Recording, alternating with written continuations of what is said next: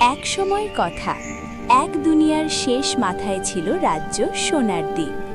এই রাজ্যের রাজা রতন ছিলেন সবচেয়ে ধনী ও ক্ষমতাবান।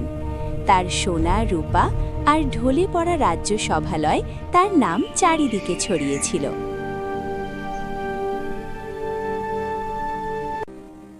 একই রাজ্যে একটা ছোট গ্রামে বাস করত অভাবী ছেলে, নাম তার শান্তু। শান্তুর কাছে ছিল শুধুই একটা খোলা মন আর আশাবাদ। শান্তু দান খাদ্য ভাগ করে গরিবদের পাশে দাঁড়ায়। একদিন শান্তু সামান্য খাবার নিয়ে রাজ্যের দিকে যায়। রাজার ধন সম্পদ যেমন অতুলনীয় ছিল, তেমনি তার একটা গোপন কক্ষ ছিল, যার দরজা কারো খুলতে পারত না।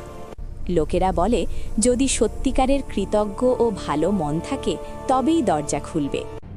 শান্তু কক্ষের সামনে আসে।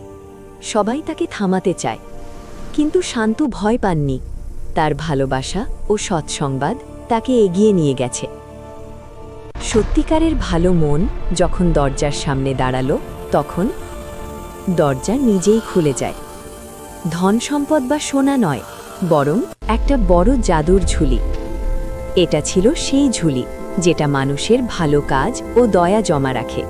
যত বেশি ভালো কাজ, তত ঝুলি বড় হয়। সবাই হতবাক। রাজার সামনে শান্তু দাঁড়িয়ে বলে, ধন সম্পদ আলোকিত করে না, ভালো মনই সত্যিকারের আলো দেয়। রাজা তখন বুঝল, ধন সম্পদ যত বড়ই হোক, মানুষের হৃদয়ের ভালোবাসা ও দয়া তার চেয়ে বহু বড়।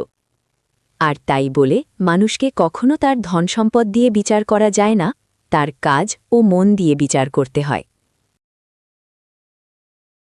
ভিডিওটি ভালো লাগলে সাবস্ক্রাইব করে দাও এবং দ্রুত আরও গল্প পেতে পাশে থাকা বেল আইকনটি ক্লিক করে দাও।